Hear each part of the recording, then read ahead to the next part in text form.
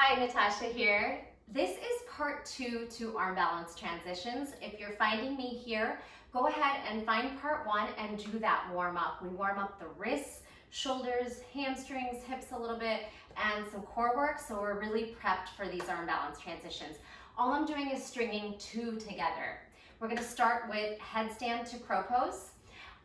If you haven't done this one before and you feel a little bit iffy or scared, go ahead and put a pillow right out in front of you, or maybe even a block that you can kind of use to tap down and then lift back up. It's all about shoulders and core. I think it's a very challenging transition to be able to lift back up. Crow to headstand is quite easy, and I'll just show you that one first. It's just about thinking of a push-up or chaturanga. So you'll hit your crow, and it doesn't have to be crane where you straighten out. Knees nice and high into those armpits are gonna work out best, so that when you lower down, you're just bending the elbows, tucking the chin under, landing softly on the crown of the head, and then all you need to do is hug those knees in and off of the triceps, hug the elbows in, and lift when you're ready. So what we're working on today is the harder part. We're going to tuck the knees in. Make sure you've done the core compression work so that you can really get the knees in. I like to push my elbows forward so I can really get my knees high up my arms. Now, you're going to start to transfer the weight, maybe push into the hands, and maybe slide the head forward just a touch. Now, push down, core on, push down, push down, push down. You are going to push the shoulders down and lift the hips by squeezing the core muscles, trying to straighten the arms just as much as possible, and rest. Stretch out the wrists after. It's a huge transition. You're using the fingertips a lot. You're trying to transfer the weight, moving forward and back as opposed to up and down. So in the headstand, you have that weight on your head. To lift off, it takes a lot of shoulder work. So you're protracting the shoulders. You need to use the core so that you can lift up your heavy backside, all right? And there's ways to practice with blocks. So like I said, you could put your block down, and try to lift just up to here and then lift off the block. You could also just play with building strength from your crow pose, dipping down the head and trying to lift from here. So push the shoulders down, lift the hips by using the core, and then the energy starts to go lateral with the head forward and the hips back, all right? So I'm gonna try it one more time. And feel free to pause the video and practice these transitions as long as you like. And be sure to stretch out, especially the forearms and wrists in between. Next, we're gonna work on Pincha to baby crow. So we will get off the hands for that one. Let's play one more time. Again, maybe you have a pillow or something out in front of you. So if you do crash down, it's a nice soft landing. So your tripod headstand, your index finger points forward, your elbows are gonna keep nice and close to the body. Then you're making a equal distance, right, triangle. So index finger forward, fingers turned out. You're gonna bend the elbows and find that point on the top of the head. Lift the hips, walk the feet in. You're nice and flat on the crown, the flat part of your head, the crown. Okay, so get comfortable there.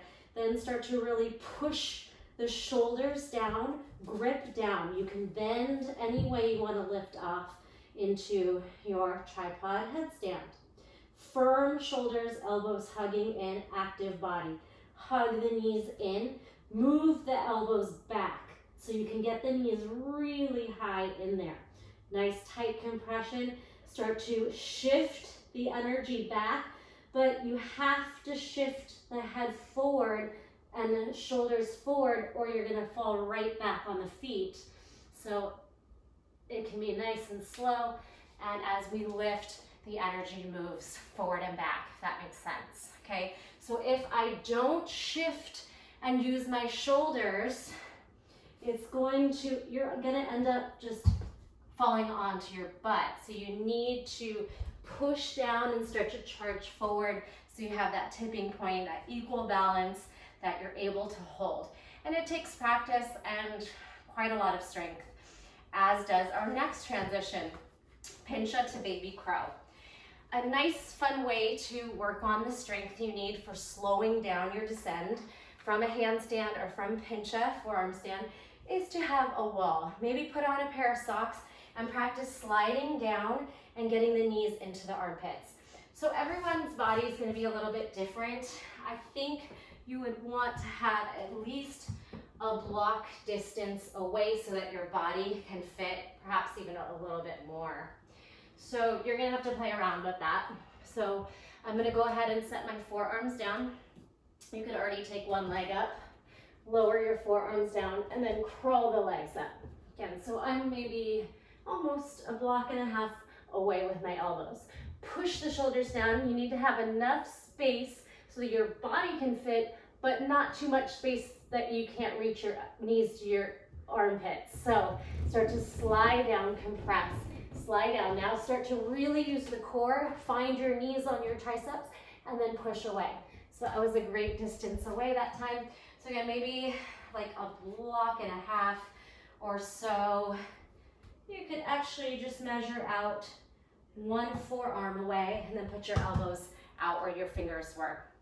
And practice sliding down, using your core to slow down the legs. And again, moving the shoulders forward and the hips back to create that point of balance. And I'll go ahead and show you what it looks like on the mat. Again, another one that's just going to take a lot of practice and strength through the shoulders. Arm positioning is really your preference, as long as you keep the elbows under the shoulders. That's going to give you more space. Once you start to splay out, your head is probably on the ground and you're either face planting or in a headstand. So really hug those elbows in. Any way you want to get into your Pincha, I'm going to go ahead and kick into it. And also your hands can cross, bind, release, stay parallel, up to you. Grip down. I like to use my hands flat so I can use my fingers and grip down just like I do in a handstand.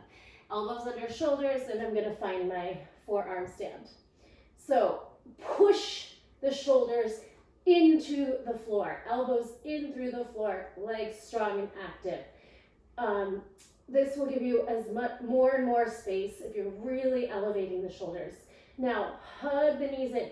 Notice I'm going to start to pull my hips back so that I can get a tuck. Then I'm going to start to move my hips forward and continue to tuck, tuck, tuck until I can find my forearms.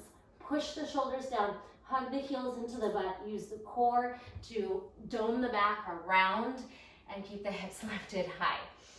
Just practice, practice, practice. It is not an easy one to catch, and you really want to be able to compress and hold this tight position, because essentially this is where you are, right?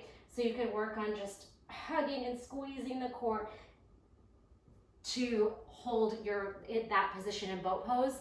If you're having trouble landing the knees on the arms, you're probably not able to compress. You might need to strengthen the hip flexors to really be able to hug the knees in. Right, so just some tips if you're having trouble. Let's move on to one more, which is going to be quite challenging. Flying crow is a tough arm balance. So we're going to keep it bent knee today. And we're going to start with one leg already lifted. So we're not going to add the extra strength of going from crow to then fly your crow. So flying crow to 8-angle pose. I'm going to demo it, and blocks are going to be helpful to get that leg through and give you more space. All right, so flying crow. See if you can bend one knee into the arm, as high up the arm as possible. Then shift forward, push the shoulders down, round the spine using the core. So when you're working cat back, it's core. Good, lift. Now bend the knee and just find a whatever flying crow bent knee. Slip that knee into the chest, slip it through, cross over the ankles, shift the shoulders forward and the hips back. So there's flying crow to 8-angle, and I did get a quad cramp there. So again, you'll practice on blocks as long as necessary. And once you master that, you can try it without your blocks.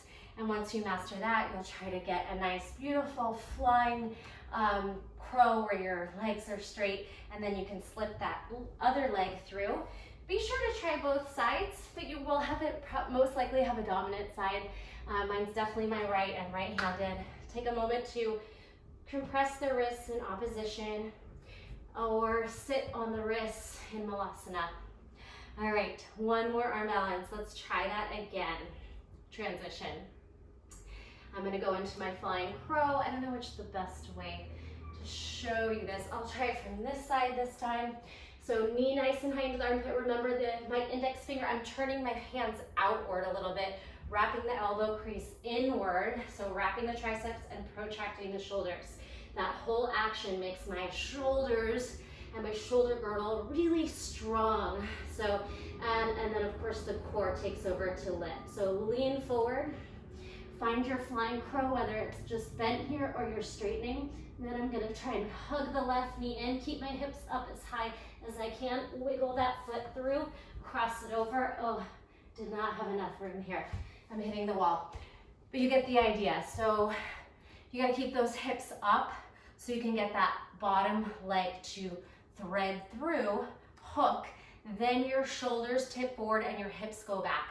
In the last video, we work on elephant trunk to 8 angle. So if you're not quite sure about 8 angle, go visit that video again, because this is a harder transition. All right, let's try it one more time, and be sure to stretch and cool down. And if you're up for more, you can visit the third one when we're doing 3 more arm balance transitions, or do it on another day. All right.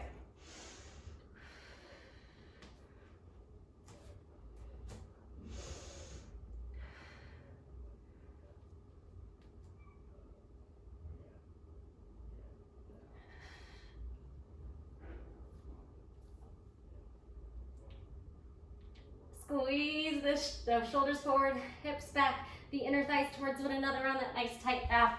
And I am so proud of you. No matter where you are, you will build more and more strength by just trying these arm balance transitions. Don't worry about getting everything in one day. Keep coming back to them, and let me know how it went.